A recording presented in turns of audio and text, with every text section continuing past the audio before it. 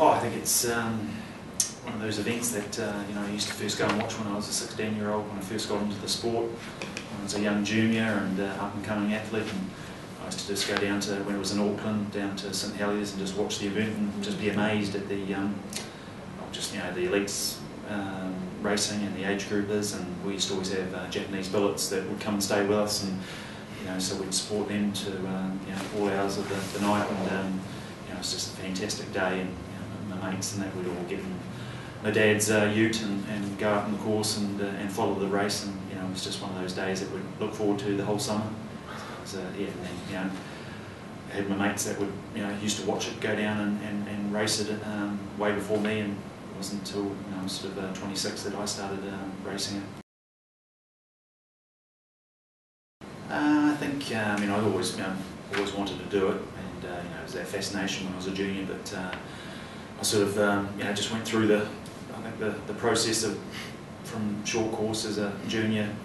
I just wanted to follow the right footsteps, and didn't get into it too young. I think there's a lot of people that get into IronMan when they're very, very young, and it's a tough, demanding sport on the body. So my first sort of race was in 1997 when the race was in Auckland, and my day there was a shocking day. It was a day of learning, and it was just something that always remember. But learned a lot about myself that day. Pushed through a lot of ups and downs, and had a lot of wore a wetsuit that was too tight, and sort of my back was spasming. 20 k's into the ride, and pretty much had to lay on the side of the road with my wife, try and put my back into place. But struggled on, and she just said to me, keep going, and ended up having quite a good marathon, and sort of finishing. It was about 23rd or something that year, and I didn't go back the next year because I just wanted to have a year off, and then it was not till 1999 that when the race moved to Taupo that I started again, and had another good shot at it.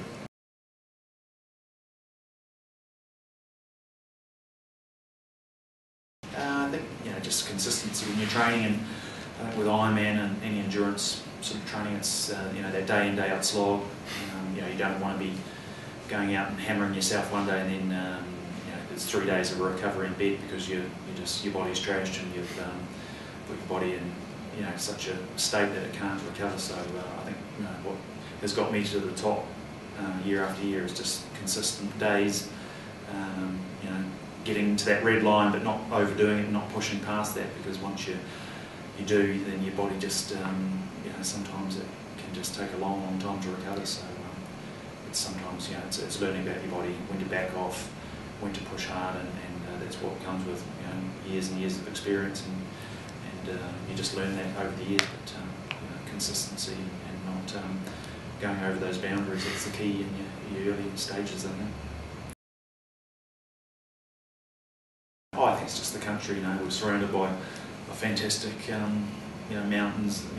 We're all close to the sea, and there's just been some key, I think, events around the country, like the Coast to Coast and IronMan, and we've got so many fantastic sort of the K2 200k ride, and around the mountain, around the lake, in Taupo, and so it's just these key events that people get fascinated by and inspired by, and I think that's the key to motivating yourself is having those little goals along the way, and having a great country to train in. IronMan's, you have so many ups and downs, and there's it's an 8 to 17 hour day for everyone. So you've got to look at the positives and sometimes get those negative thoughts out of the back of your mind. But I always go through negative thoughts as well leading up to the race. What happens if you punch, or what happens if you have a bad swim. You've got to think about all those negative aspects that. So when it does happen, you can control yourself. When you get a puncture, how you're going to change it quickly, get out there and just lose the smallest amount of time preparing that puncture and then moving on. And I think if you prepare yourself mentally like that, then when those bad points happen, then it won't be such a problem, and you'll be able to move on quickly and not let it hamper the race. it's fantastic to. This is my full-time job, so it's I have the luxury of that. It's whereas a lot of athletes, age groupers, they've got to do 40, 50 hours of work commitments, and then go and train, and then family commitments as well. So it's take my hat off to them. So I've got that luxury of just when I do finish training, that's my work done, and I can sit back and relax, and then it's the kids swimming or BMX. But it's adjusting, and for everyone that does have family and work commitments, it's talking to your partners and your kids, and when you go and training for those big events, and telling them the commitments that you've got, and just having an understanding of how you're going to feel when you come home. You're going to be a little bit grumpy for 10-15 minutes, but then you'll get over it and move on, and just get into the swing of things again. But it's I think it's just responding to and talking to your family and that, and telling them what's going to happen through these 3 months of when you're putting in the big yards and training hard. Probably winning New Zealand IronMan for the first time in 2001. That was a dream come true. It was a race that I wanted to win, and watch when I was a young kid, and when you had that dream come true, it was a pretty amazing feeling. But,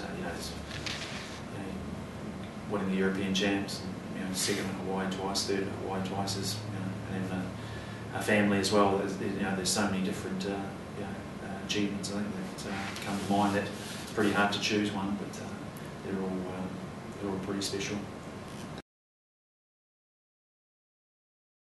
I think having goals,